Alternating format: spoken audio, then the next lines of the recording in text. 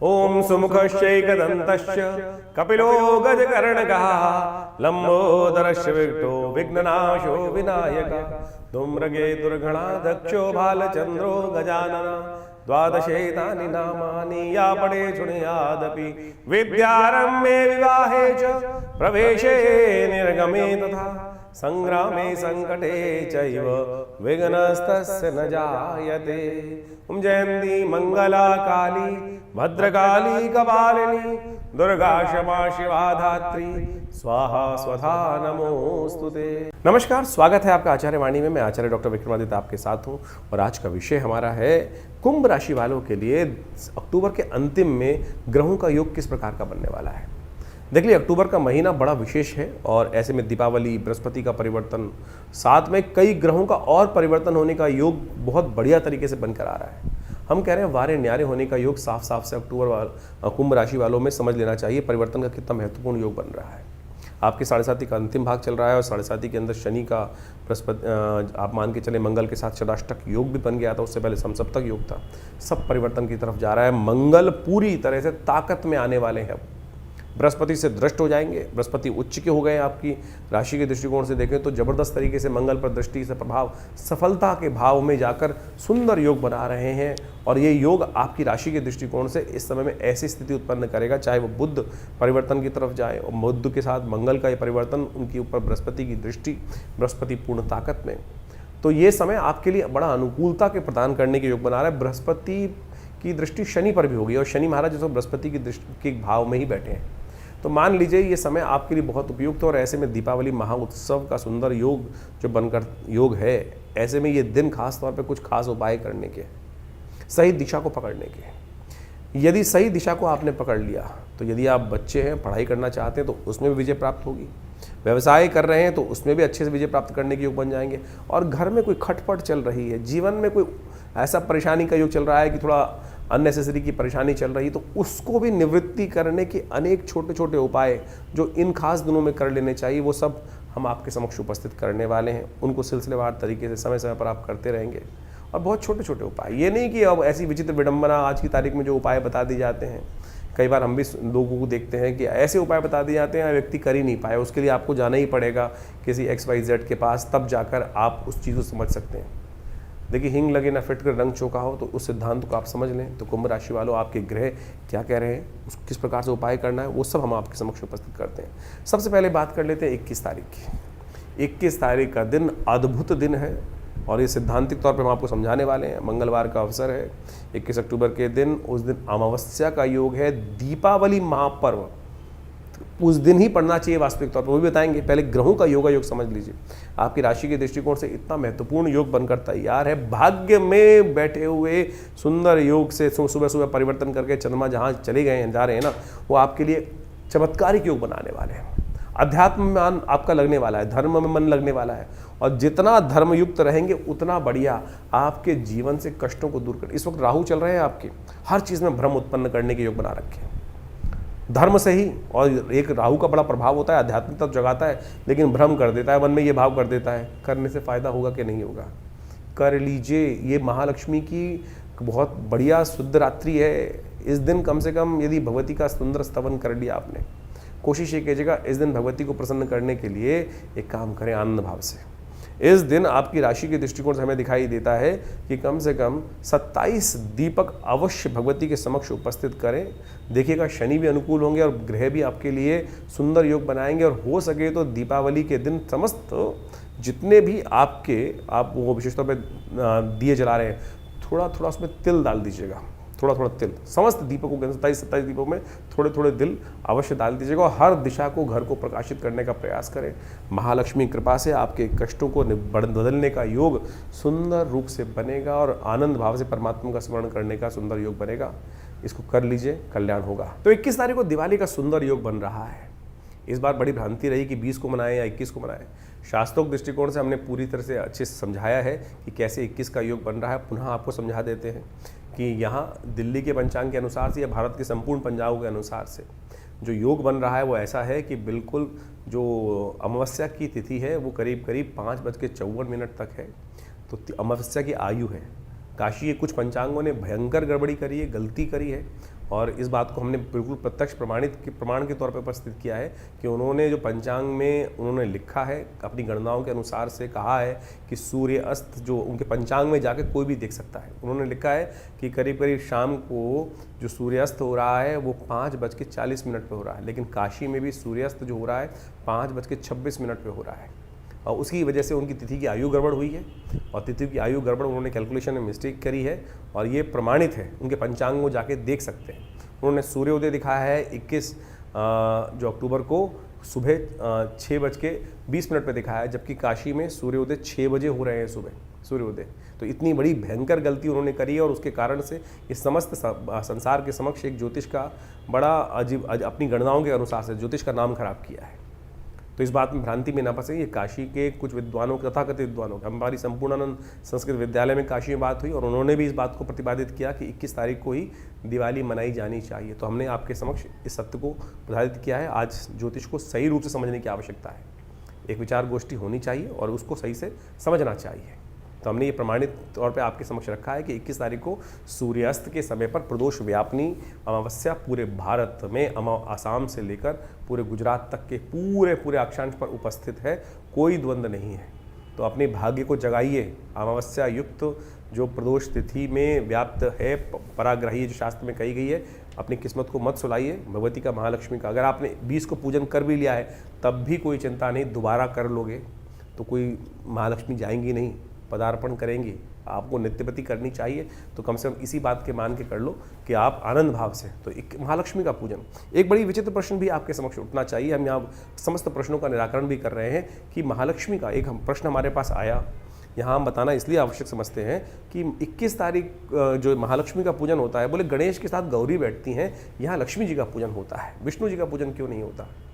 शास्त्र के अनुसार से आपको इस बात को सही रूप समझ लेना चाहिए कि जो भगवान राम के अयोध्या पर वनवास से वापस आने पर तो दिवाली आनंद भाव से दीपोत्सव मना ही मना, लेकिन भगवान राम से पहले भी तो दिवाली मनती थी।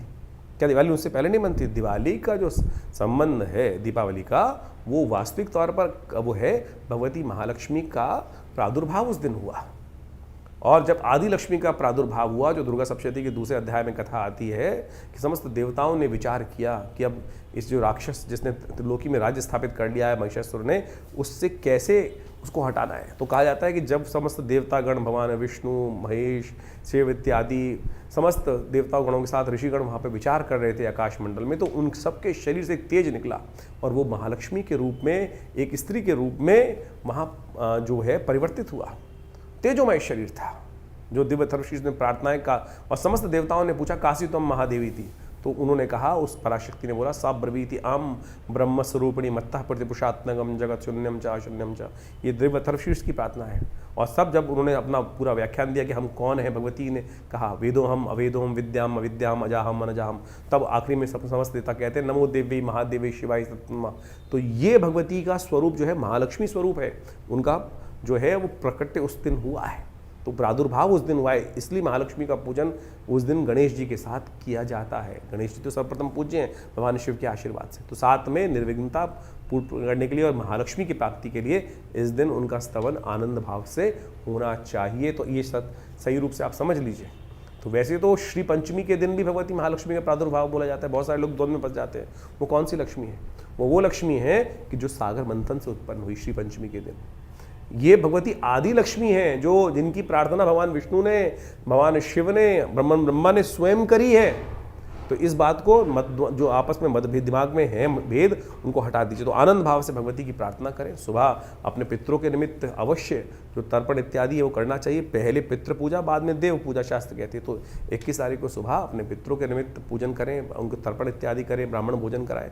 शाम के समय जो प्रदोष काल है, जब सूर्यास्त हो रहा है आपके क्षेत्र में, जैसे दिल्ली में सूर्यास्त करीब करीब हो रहा है, वो हो रहा है करीब करीब 5:40 के आसपास, और उसी समय के बाद से लेकर रात्रि में 8 बजे तक। अब ये छोड़ दीजिए, जब एक बार डिसाइड हो गया कि प्रदोष व्यापनी अमावस्या हो गई, तो उसमें ये छोड़ दीजिए कि 5:57 पर खत्म हो जाएगी, तो फिर उसके बाद कोई फायदा नहीं।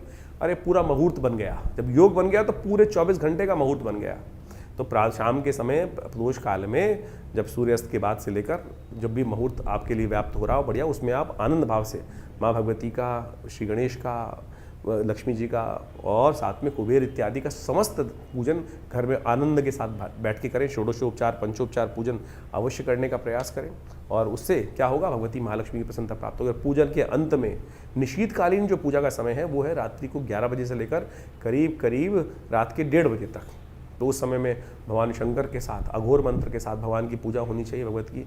उस दिन श्रीयंत्र को अपने घर स्थापित करना चाहिए दिवाली के पूजन में। साथ साथ शंख के द्वारा भगवान भगवती का सुंदर रूप से पूजन, शंख दक्षिणावर्ती शंख के रूप में भगवती महालक्ष्मी का जो पूजन करते हैं ना, कहा जाता है महालक्ष्मी अद्भुत रूप से उस घर में प्रतिष्ठा कर लेती हैं, रहती हैं। और साथ में पूजन के साथ साथ अवश्य वहाँ एक काम करें कि कमल के पुष्पों का एक शैया बनाकर भगवती को प्रदान करें या आनंद भाव से पूजन करें। असंख्य दीपक जलाएं, 2 खूल इत्यादि समस्त रूप से भगवान का भगवती का पूजन करेंगे तो आनंद भाव से भगवती की कृपा से आपके कष्ट निवारण करने का योग बनेगा। तो आनंद भाव से भगवती का पूजन करें। ये समय बहुत बढ़िया है, दीपावली का महापर्व है और ऐसे में समस्त योगों के अनुसार से मन के द्वंद्व को हटाइए। हम पुनः कहेंगे कि अगर आपने 20 तारीख को कर भी ली है तो दोबारा भी करने में कोई निषेध नहीं है। कम से कम इस मुहूर्त को मत जाने दीजिए। तो तथाकथित विद्वानों के मतद्वंद के अनुसार से जो आपस में उनका अंतर्द्वंद है उसको भूल जाइए और अपने इस योग का लाभ उठाइए। 21 तारीख को दीपावली बहुत शुभ योग में आ रही है। मंगलवार की दीपावली जो होती है ना, अगर उस योग को आप हटा देते हैं, उस योग में परमात्मा की आराधना नहीं करते हैं तो फिर ये अमंगलकारी भी हो जाती है। इस बात का ध्यान कर लेना चाहिए। तो आनंद भाव से भगवती का स्तवन करें। बहुत सुंदर योग बनकर आया है। तो ऐसे में समस्त कष्टों को निवारण करने के लिए भगवती का आवाहन करें। भगवती घूम रही हैं तो आपके घर में सुंदर रूप से दीपों की माला बनाकर आनंद भाव से आप परमात्मा का भगवती का पूजन करें। कल्याण के योग अद्भुत रूप से बनेंगे। सुगंधी युक्त तेल से जो घी जला रहे हैं उसमें थोड़ा इत्र अवश्य डालिएगा। असंख्य दीपक जितने भी चला सकते हैं तो आप अवश्य इस प्रकार से पूजन करेंगे, कल्याण होगा। कुंभ राशि वालों, 22 तारीख का दिन भी समझ लीजिए किस प्रकार का ग्रह आपके खेल बना रहा है। 22 अक्टूबर को बुधवार का अवसर है, प्रतिपदा तिथि है और इस दिन नववर्ष आरंभ हो रहा है। सबसे पहले तो आप सबको नववर्ष की बहुत बहुत शुभकामना। ये वास्तविक तौर पर नववर्ष असली नववर्ष है जो भारतीय संस्कृति में आज भी बहुत सारे गुजरात इत्यादि क्षेत्र में तो मनाया जाता है। कार्तिक और स्कंद पुराण के अनुसार से अद्भुत उसका वर्णन है। ग्रहों का योगा योग भी इस समय आपके लिए बड़ा अनुकूल बना हुआ है। बुधवार के दिन ग्रहों का ये योगा योग बनकर तैयार है और बुध महाराज भी सफलता की तरफ अग्रसित होने की तरफ बहुत तेजी से आपके बढ़ते दिखाई दे रहे हैं। ग्रहों का योगा योग इस वक्त बता रहा है कि धर्मयुक्त कार्य करिएगा, आलस्य मत रहिएगा। ग्रह इस वक्त किसी न किसी कारण से आपको थोड़ा आलस में फंसा रहे हैं। आलस को तुरंत त्यागें। इस दिन खास तौर पे ध्यान रखें, इस दिन नव वर्ष है और इस आपकी 7.5 इस वक्त चल रही है तो आपको अपने 7.5 को ठीक करने के लिए एक उपाय इस दिन अवश्य करना चाहिए। हो सके तो अपने वजन के बराबर या अपनी इच्छा के अनुसार, अपनी सामर्थ्य के अनुसार से सतनाजे का दान अवश्य करने का प्रयास कीजिएगा। शनि भी अनुकूल हो जाएंगे और कष्टों से दूर करने के योग भी बन जाएंगे। ऐसे में किसी भी गरीब व्यक्ति को, जरूरतमंद व्यक्ति को सतनाजे का दान आपको अवश्य करना चाहिए। ये उपाय आपके लिए समस्त रूप से कष्टों को निवारण करने वाला रहेगा। ये दिन आपके लिए अच्छा दिखाई देता है। ओवरऑल चीज़ों को परिवर्तन की तरफ जाते हैं। स्वास्थ्य का थोड़ा ध्यान रखने की जरूरत है और ये सतनाजे का दान स्वास्थ्य को भी ठीक करने की व्यवस्था बनाएगा। 22 तारीख को अन्नकूट भी है, नववर्ष भी आरंभ हो रहा है। गुजरात इत्यादि में आज भी परंपरा है कि कार्तिक कृष्ण पक्ष की प्रतिपदा को नववर्ष के रूप में मनाया जाता है। भगवान कृष्ण की सुंदर उपासना की जाती है और ये दिन अद्भुत योग लेकर आता है। इस दिन जैसा जैसा आप करेंगे, जैसा जैसा आपके साथ होगा, पूरे वर्ष उसी प्रकार का योग बन सकता है। तो अच्छे रेजोल्यूशन, आमतौर पे लोग कहते हैं ना, नए साल के दिन से अच्छी अच्छी बातें सोचनी चाहिए, गलत काम नहीं करना चाहिए, अच्छे कपड़े पहनने चाहिए, सुंदर भाव सोचना चाहिए। वो हम 1 जनवरी के साथ जोड़ देते हैं। ज्योतिष के दृष्टिकोण से, स्कंद पुराण के दृष्टिकोण से, स्कंद पुराण में इस बात का वर्णन है कि जो कार्तिक शुक्ल पक्ष की प्रतिपदा है, जिसके दिन अन्नकूट होता है, गोवर्धन की पूजा होती है, उस दिन वो मुहूर्त बनता है कि जैसा जैसा आपके साथ होगा पूरे वर्ष उसी प्रकार के आपके साथ योग घटेंगे। तो इसलिए आनंद भाव से परमात्मा का सुंदर स्मरण करें, जल्दी उठें, भगवान का स्मरण करें, माता पिता का आशीर्वाद लें, गुरुजन का आशीर्वाद लें और उस दिन भगवान कृष्ण का सुंदर पूजन करना चाहिए। भगवान कृष्ण का अन्नकूट के रूप में, अन्न गोवर्धन के रूप में प्रकृति की पूजा करने का जो सिद्धांत है अद्भुत है। 56 भोग लगाए जाते हैं भगवान को। ये 56 भोग का सिद्धांत भी बड़ा विचित्र है। कहा जाता है कि भगवान ने 7 दिन तक, 8 पहर हर रोज होते हैं, 7 दिन तक भगवान ने अपने जो कनिष्ठिका उंगली के ऊपर पूरे पर्वत को उठा के रखा। तो इसलिए उनको 56 भोग लगाए जाते हैं। 7 × 8 करेंगे तो 56 आएगा। तो ये 56 भोग जो लगाए जाते हैं आनंद भाव से, संपूर्ण समर्पण है भगवान के प्रति। कि भगवान अपने भक्तों की सदा रक्षा करते हैं। और ये कोई इंद्र के साथ द्वेष नहीं है भगवान का, भगवान तो इंद्र के परम हितैषी हैं। ये तो रूढ़िवादी परंपराओं को हटाने, प्रकृति के साथ व्यक्ति को जोड़ने की कथा है। अद्भुत रूप से इस बात को हमें समझना चाहिए। और एक बात समझें कि जो ये गोवर्धन पर्वत हैं, इनके बारे में अद्भुत कथाएं शास्त्र में बताएं। एक कथा हम आपको समक्ष रख दें कि कैसे भगवान ने शिरोधार्य किया गोवर्धन को। कहा जाता है कि भगवान के ऊपर ऋण था गोवर्धन पर्वत का। जब राम अवतार में सेतुबंध का निर्माण हो रहा था, तब कहा जाता है पूरे हर जगह से लोग अपने अपने जो अपनी सेवाएं देने वहाँ आ रहे थे। पहाड़, पर्वत, कंदराएं सब रूप से वहाँ पे चल दी थी अपनी तरफ से। जब गोवर्धन को पता चला कि भगवान को आवश्यकता है, तो वो भी उठ के चल दिए। भगवान एक जो कहा जाता है हनुमान जी स्वयं उनको उठा के चल दिए थे वहाँ पर लाने के लिए। लेकिन जब पता चला कि समय पूरा हो गया और वहाँ पर सेतुबंध का निर्माण हो गया, तब कहा जाता है कि गोवर्धन रो पड़े और उन्होंने कहा कि मेरे को भगवान की सेवा का सुंदर अवसर नहीं मिला। हनुमान जी ने जब वापस रख दिया उनको वहाँ पर, तो उन्होंने कहा कि मेरी ये जो सृष्टि जो भगवान के समक्ष मेरी ये जो प्रार्थना ये अवश्य रखना कि भगवान मेरे को क्यों आपने भुला दिया, मैं तो आ रहा था सेवा करने देने के लिए अपनी। तब भगवान ने, जब हनुमान जी ने ये बात भगवान के समक्ष रखी, तो भगवान ने कहा अगले इस जन्म में तो नहीं, अगले जन्म में अवश्य ये कर्ज को उतारेंगे। तो कहा जाता है कि जो पत्थर पिघल, जो जब गोवर्धन उस स्थिति में गए तो कहा था वो रो पड़े थे तो वो पिघल गए थे। आज भी वो निशान वहाँ जाके आप देख सकते हैं कि पत्थर गोवर्धन पर्वत के पिघले हुए हैं। तो समर्पण भाव है, वो चलायमान जो है। तो सुंदर रूप से भगवान कृष्ण अवतार जब हुआ तो भगवान ने अपने सिर पर धारण किया उस कर्ज को उतारने के लिए। तो आप सोचे भगवान किसी का सब पे कृपा करने के सुंदर योग बनाते हैं। तो आप इस भाव को ध्यान रखें। तो आनंद भाव से समस्त ये समर्पण भाव की भाव है। तो इसलिए आनंद भाव से गोवर्धन का पूजन करें। हमने विवेकानंद योगाश्रम में इस दिन बड़ा विशाल कार्यक्रम रखा है। हमारे गुरुदेव का जन्मदिवस भी होता है, आचार्य केशव देव जी महाराज का। तो उस दिन बड़े आनंद भाव से भगवान गोवर्धन का पूजन, गोबर का बहुत बड़ा पर्वत बनाकर उनका बड़े सुंदर रूप से भगवान का, विष्णु का, भगवान कृष्ण का सुंदर पूजन, कीर्तन इत्यादि समस्त रहता है। तो शाम के समय अन्नकूट का भंडारा रहता है। आप भी आइए और सुंदर रूप से भगवान का सुंदर स्तवन करें। और सबसे पहला काम ध्यान रखिएगा, इस दिन सुंदर योग जो बन रहा है आनंद से रहेगा, प्रसन्नता से रहेगा, भगवान का भजन कीजिएगा। जितने अच्छे काम हो सकते हैं वो सब करने का प्रयास करें, क्योंकि यही वो दिन है। पुनः आपको अवगत करा देते हैं। और इस दिन अवश्य भगवान कृष्ण के लिए, भगवान विष्णु के लिए सुंदर पूजा, षोडशोपचार पूजन कर उस दिन कम से कम अपने आप को 11 दीपक अवश्य घी के चलाने चाहिए। और 11 दीपक जलाकर सुंदर रूप से शंख की, भगवान विष्णु की सुंदर रूप से पूजा अवश्य करनी चाहिए उस दिन। इस बात का हमें ध्यान रखना चाहिए। कुंभ राशि वालों, आपकी राशि के दृष्टिकोण से यमद्वितीया का दिन, ये जो दिन है वो रहने वाला है 23 तारीख। 23 तारीख को यमद्वितीया है और उस दिन बृहस्पतिवार के दिन कार्तिक के महीने के शुक्ल पक्ष की द्वितीया तिथि का योग बन रहा है। और उस दिन ग्रह परिवर्तन की तरफ जा रहे हैं। और आपकी राशि के दृष्टिकोण से ये परिवर्तन जो है वो बहुत अच्छे रूप से गजकेसरी योग का निर्माण आपके लिए करता दिखाई दे रहा है। और ये जैसे जैसे निर्माण होगा बहुत तेजी से आपके ग्रह आने वाले 5-6 दिनों में आपको लिए बड़ा अच्छा लाभ देने के योग बनाएंगे। लेकिन ध्यान रखिएगा, अपने मन को तटस्थ होकर कार्य करने की ज़रूरत है। आमतौर पे मन क्या भेद रहता है इधर उधर, मन के द्वेष को हटाने की ज़रूरत है।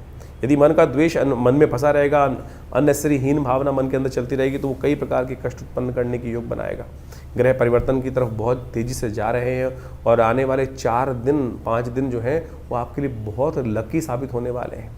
तो इसको सदुपयोग करते हुए कार्य करना चाहिए। इस दिन भैया दूज है और इस दिन अवश्य कुछ खास उपाय कर लेने चाहिए। 23 तारीख की भैया दूज है। कार्तिक जो शुक्ल पक्ष की द्वितीया है, ये यम द्वितीया है। देखिए, दीपावली का महापर्व बड़े सुंदर रूप से आपको समझ लें, यमराज जी की पूजा से, यमदीप दान से शुरू होती है और जो है वो अंत भी यमदीप दान से ही होता है। ये कार्तिक के महीने में दीपदान का ही महत्व है। सरलता से एक दीप जलाकर ही आप समस्त अपने पापों से मुक्ति प्राप्त कर सकते हैं, भगवान का सानिध्य प्राप्त कर सकते हैं, पुण्यों को जगा सकते हैं। ये यमदीप दान जो यम द्वितीया है, जिसको भाई दूज बोला जाता है, इसके पीछे भी अद्भुत कथा है। यमराज जी और यमुना जी आपस में भाई बहन हैं, सूर्य पुत्री हैं दोनों के दोनों। और कहा जाता है कि यमुना जी हमेशा यमराज जी से कहती थी कि हमारे यहाँ कभी भोजन करें आके। धर्मराज हमेशा व्यस्त रहते थे, टाइम नहीं मिलता था। तो यम द्वितीया के दिन यमराज जी जाकर बहन यमुना के यहाँ भोजन करते हैं। और कहा जाता है कि इस दिन समस्त भाइयों को अपनी बहन के घर जाकर ही भोजन करना चाहिए, अपने घर भोजन नहीं करना चाहिए। इस बात का ध्यान रखना चाहिए। शास्त्र में तो यहाँ तक प्रमाणित है कि अपने घर में चूल्हा ही ना जलाएं, उस दिन जाके बहन के घर ही भोजन करना चाहिए। तिलक किया जाता है, क्या होता है इससे? इससे बहन के कष्ट दूर हो जाते हैं और भाई की आयु बढ़ जाती है। ये सुंदर शास्त्र में सिद्धांत है, कोई और टोटके की जरूरत ही नहीं भाई। तो इसलिए बहन से बढ़िया भाई को कौन आशीर्वाद दे सकता है? ये संबंध है सुंदर रूप से, समस्त अहम को त्यागिए और जाकर अपने परिवार में सामंजस्य स्थापित करने के लिए, आशीर्वाद के लिए, समस्त कष्टों को दूर करने के लिए इतनी बढ़िया व्यवस्था शास्त्र में वर्णित है, इसका पालन करना चाहिए। और शाम के समय काम अवश्य करना चाहिए। यम द्वितीया के दिन यमुना जी के घाट पे या किसी भी पानी के घाट पे जाकर, तालाब में या नदियों पे जाकर, हो सके यमुना तो सबसे श्रेष्ठ है, शाम को 7 क्या करना चाहिए, एक नोट कर लीजिए, उपाय है, अद्भुत उपाय, ये नोट करके जो कर लेगा उसके पूरे वर्ष के लिए समस्त कष्ट दूर होने के योग बन जाएंगे। छोटा सा उपाय है, आपको क्या करना है, 7 पत्ते मंदार के लेकर उसमें जो 7 ही पत्ते बेर के रखने हैं और उसके ऊपर एक दीपक रखना है और उसको चलते पानी में प्रवाहित करना है। गन्ने का एक डंडा लीजिए, गन्ना जो होता है उससे डंडा लेकर उसको हल्का सा पानी हिला दीजिएगा और अपने सिर पर से वार कर इसको अर्पित कर दीजिए चलते पानी के अंदर या किसी पोखर पे। तो कहा जाता है कि पूरे वर्ष तक के लिए समस्त कष्टों को दूर करने का आशीर्वाद मिल जाता है। पितृ भी प्रसन्न हो जाते हैं, जिनको लगता है ना कि पितृ दोष बन गया है, पितृ पता नहीं संतुष्ट है कि नहीं है, ये एक उपाय है। यम द्वितीया के दिन शाम के समय जो कर लेगा उनके समस्त कष्ट दूर हो जाएंगे। शनि से जो परेशान है, एक बात और नोट कर ले, शनि भी सूर्यपुत्र ही हैं और जो विशेष तौर पर यमुना जी के भाई ही हैं। ये उपाय यदि आप कर लेंगे तो शनि की जो आपके जीवन में कष्टों के योग चल रहे हैं, शनि या 7.5 चल रही है, ढैया चल रही है, कुछ चल रही है, तो उससे भी कष्ट निवृत्ति का योग बन जाएगा। तो ये अकाट्य प्रयोग है, आप ध्यान लीजिए। तो इस बात का ये उपाय आपने कर लिया तो आप समझ रहे हैं शनि भी आपके अनुकूल हो जाएंगे, शनि आपको परेशान नहीं करेंगे। तो शास्त्रोक्त विधि के अनुसार से हमने पौराणिक कथाओं के माध्यम से ये जो पूरा समस्त आख्यान आपके समक्ष उपस्थित किया है, कर लीजिए, कल्याण होगा। तो कुंभ राशि वालों, भैया दूज का ये सुंदर पर्व आनंद से मनाएं और इस दिन विशेष तौर पे कुछ खास उपाय, चित्रगुप्त जी की पूजा, यमराज जी की पूजा अवश्य कर लेनी चाहिए।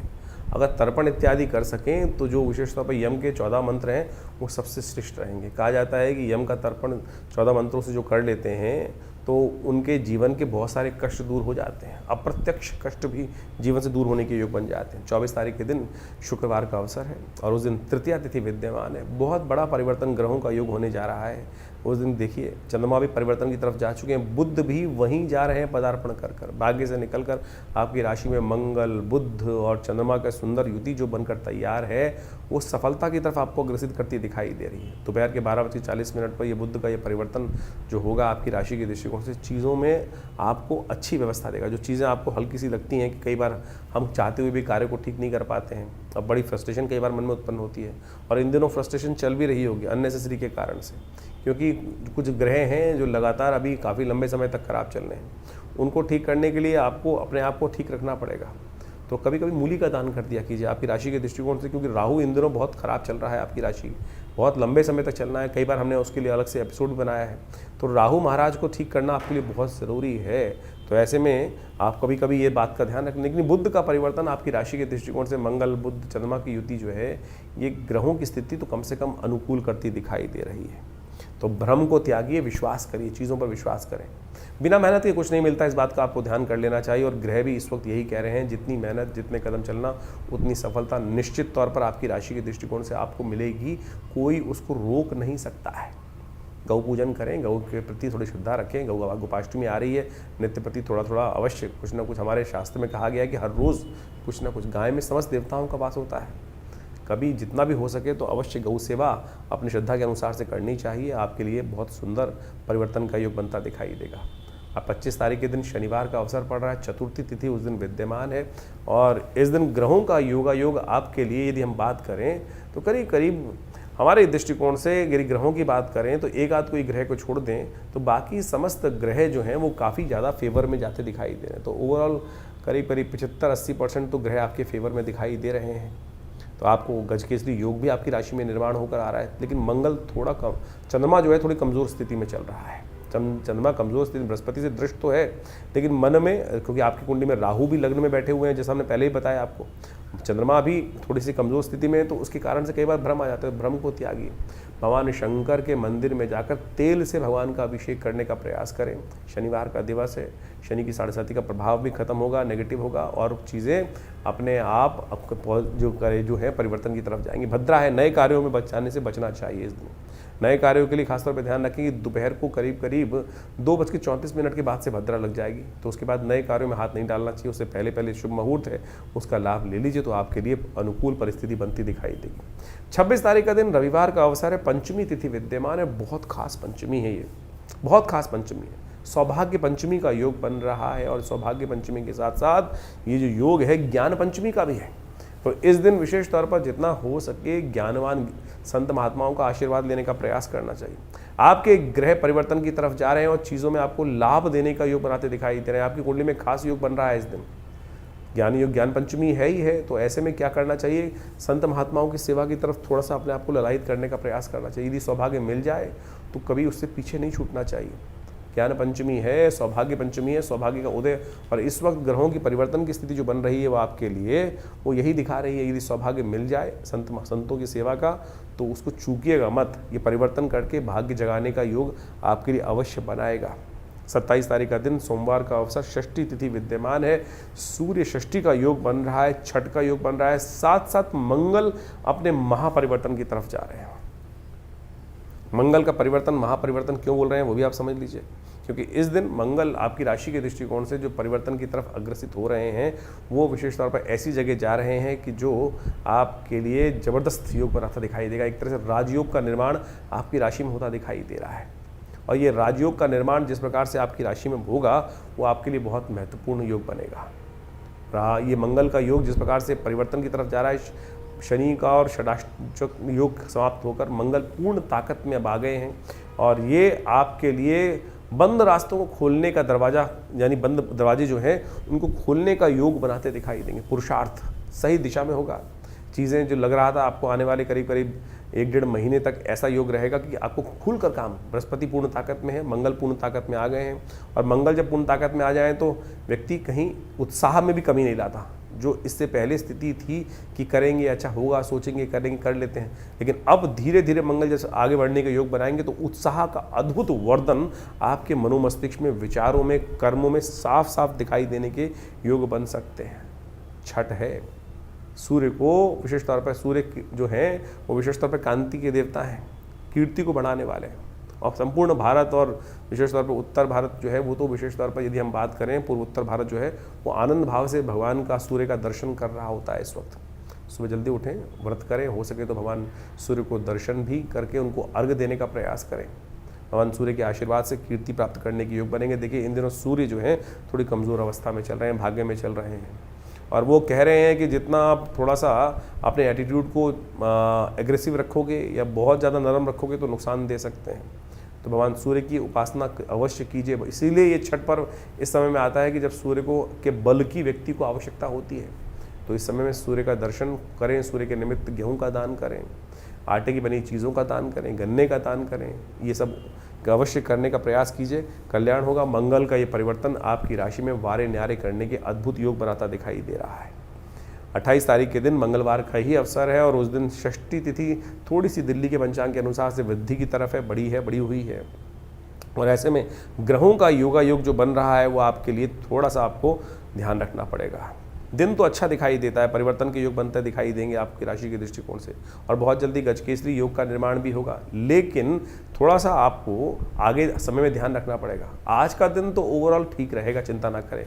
तो ऐसा काम ना करें जिनको आपको जरूरी करना हो तो आज ही पूर्ण करने का प्रयास करें, कल तक टालना आपके लिए अच्छा नहीं होगा। तो इसलिए तुरंत दान महाकल्याण, इस बात का ध्यान रखते हुए कार्य करना आपके लिए उपयुक्त दिखाई देता है, तो तुरंत कार्य कर लीजिए, ये आपके लिए बड़ा श्रेष्ठ रहेगा।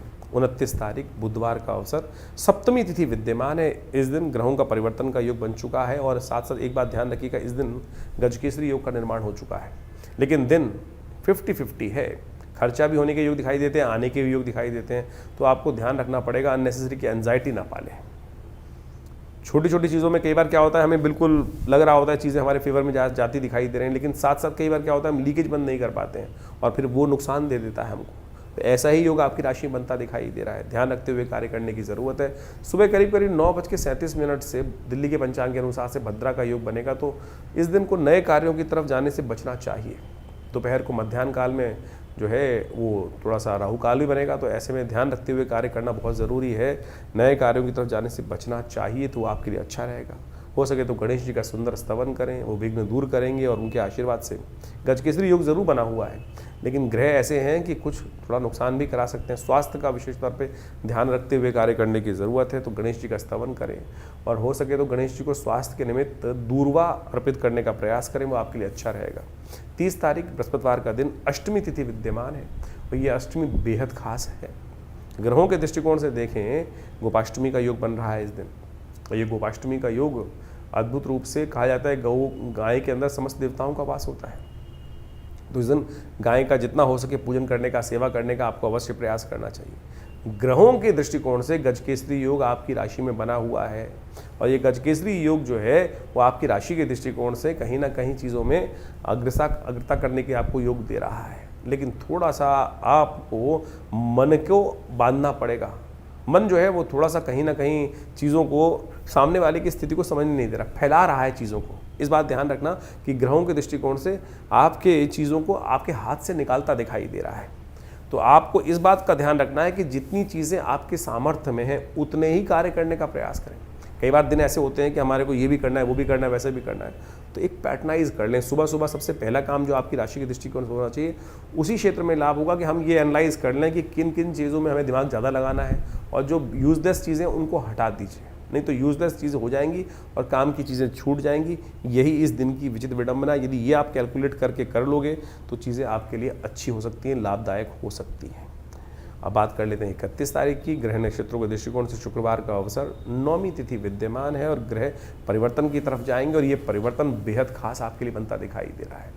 राहु के साथ चंद्रमा की युति आपकी राशि में हो रही है और एक तरफ तो आपको बहुत अच्छी चीज़ों को समझ में आने के योग बनाएंगे, लेकिन समझ में आकर भी चीज़ें आपके हाथ से विस्मृत हो सकती हैं। ये बात ध्यान रखना। समझ में आया और उसके बाद 1 सेकंड में लगा नहीं समझ नहीं पाए, ये मनोमस्तिष्क की स्थिति थोड़ी सी चलती रहेगी। तो इसके लिए थोड़ा सा रुक कर काम करने की ज़रूरत है, तो वो आपके लिए अच्छा रहेगा। इस दिन पंचक भी आरंभ हो रहे हैं, ध्यान रखिएगा। 5 दिन तक के लिए पंचक आरंभ होने के योग बनेंगे सुबह 6:41 से। और साथ साथ इस दिन आंवला नवमी भी है, कुष्मांड नवमी भी है।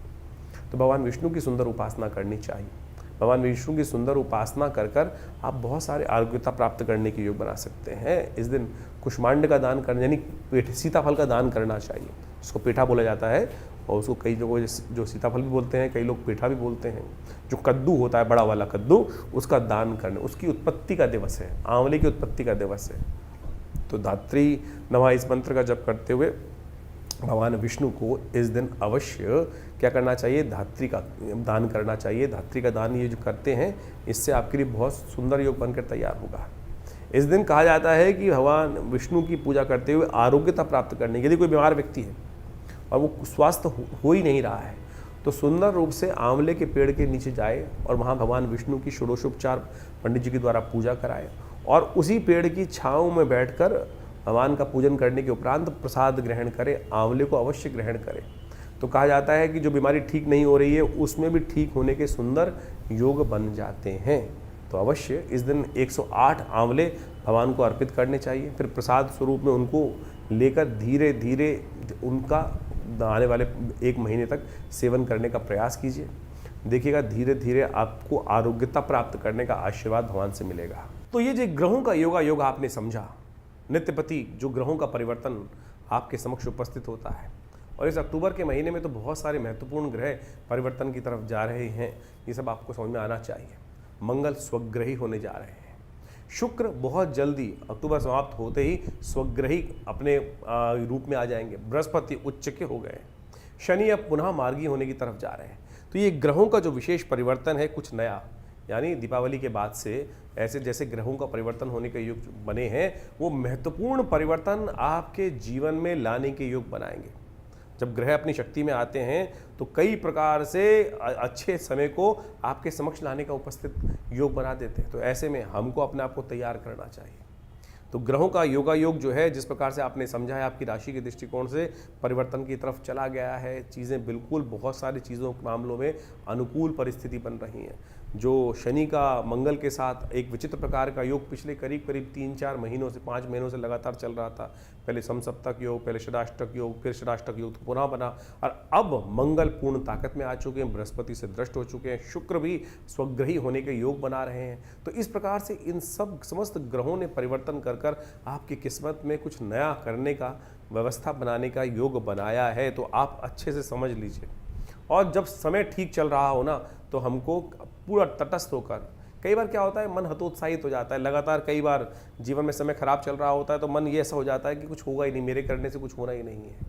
तो ऐसे में हम हार जाते हैं, और जबकि स्थितियां बिल्कुल परिवर्तन करते हुए टाइम नहीं लगता है।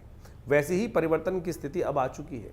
जैसा हमने आपको कहा, मंगल स्वग्रही होने के योग बना रहे हैं, अपनी राशि में आ रहे हैं, पूर्ण ताकत में आ रहे हैं, और हिम्मत से बहुत सारी, सबसे बड़ा परिवर्तन तो बृहस्पति ने किया है। लंबा समय नहीं है, सोने का समय नहीं है। जो जागत है सो पावत है, जो सोवत है सो खोवत है। इस बात का ध्यान कर लो साफ साफ। और नहीं तो फिर ये समय तो अभी कैसे, दिसंबर तो आया जाता है, 4 दिसंबर के आसपास बृहस्पति पुनः फिर बदल जाएंगे, और फिर वही स्थिति में चले जाएंगे। उच्च के बृहस्पति सुंदर तरीके से ग्रहों पर अपना कंट्रोल उपस्थित कर चुके हैं। तो अब आपको समझना है कि आपको चीज़ों को कैसे ठीक करना है। हाँ, अगर अभी भी आपको लग रहा है कि आपके जीवन में परिवर्तन नहीं आ रहा, तो आपको फिर गोचर के दृष्टिकोण से नहीं, अपनी जन्मपत्री को दिखाना चाहिए।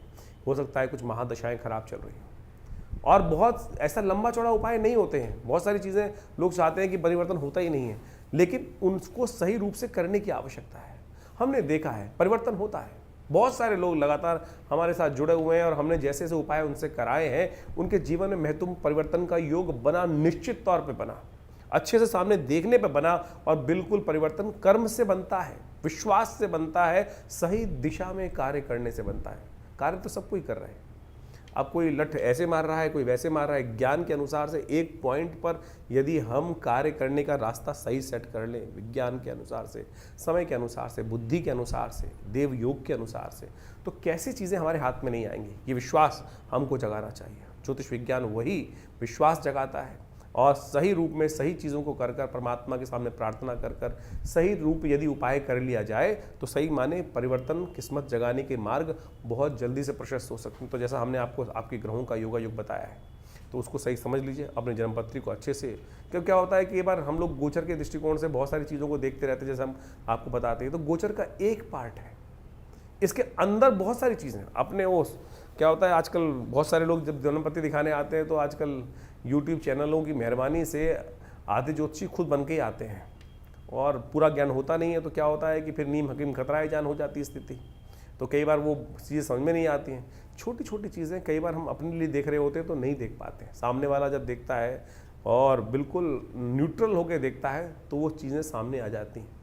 और हमने देखा है कि बिल्कुल छोटे से रूप में यदि उसको परिवर्तन करने का मार्ग, हल्का सा परिवर्तन करने का मार्ग पकड़ लिया जाए, सही दिशा पकड़ ली जाए, तो किस्मत जागने के योग बन सकते हैं। तो आप बिल्कुल इस समय को बर्बाद मत कीजिएगा। समय आपके बिल्कुल उपयुक्त हैं, चीज़ों को सही दिशा में करने का प्रयास करें। और जिस प्रकार से कभी कभी सही समय पर जाकर, आजकल मॉडर्न साइंस में बोला जाता है ना कि जब को सब ठीक चल रहा हो तो डॉक्टर के पास जाकर एनालाइज कराते रहना चाहिए। तो उसी प्रकार से ज्योतिष विज्ञान में भी ग्रहों का एक योग कभी नहीं रहता, हर समय परिवर्तन का योग बनता है। तो समय समय पर अपनी जन्मपत्रिका, समय चीज़ों का विचार विमर्श, चीज़ों को समझने का मार्ग करते रहना चाहिए। और उससे क्या होता है कि चीज़ें सही दिशा में सही समय पर पकड़ में आ जाती हैं। और वो नहीं तो फिर क्या होता है कि यार मेरा बैठा हुआ व्यक्ति कहाँ, मिलने वाला व्यक्ति कहाँ बैठा हुआ था, मुझे पता ही नहीं चला। यही तो किस्मत सोने का तरीका है। यही कारण है ना कि हमको पता ही नहीं चला कि हमारा किस्मत जगाने के लिए व्यक्ति बैठा हुआ था, और जब उसका समय निकल गया तब जाकर हम जागे, अरे चीज़ हाथ से निकल गई। तो ऐसा ना करें, जगाइए किस्मत को, और ग्रहों को सही स्थिति को समझें, और जन्मपत्री को सही से समझकर, चीज़ों को सही समझकर, और बहुत सारी चीज़ों के अनुसार से हम आपके जो भविष्यफल को समय समय बताते रहते हैं, उसको सही से समझकर कार्य कीजिए। देखिए किस्मत बदलने के लिए बिल्कुल तैयार है, और आशा करते हैं, भगवान से प्रार्थना भी करते हैं। जैसा हमारे आश्रम पर नित्य प्रति बहुत सारी अनुष्ठान इत्यादि, यज्ञ इत्यादि, पूजा इत्यादि चलती रहते हैं। जन कल्याण के योग बनाएं, अपने स्वयं भी अच्छा करें और समाज को भी अच्छी तरफ ले जाने का प्रयास करें। धन्यवाद, नमस्कार।